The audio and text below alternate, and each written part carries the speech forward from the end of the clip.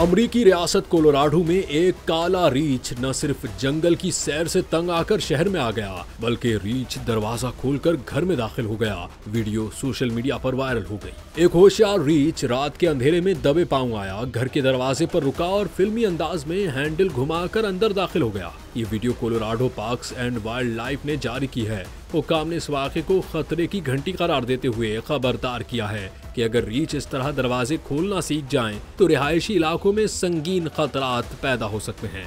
आवाम से अपील की गई है कि रीछ की मौजूदगी की इत्तला फौरी तौर पर दें, ताकि जानी नुकसान से बचा जा सके। रिपोर्ट में ये भी बताया गया है कि कुछ इलाकों में रीछों के घरों में घुसने के मुतअद्दिद वाक़यात पेश आए हैं।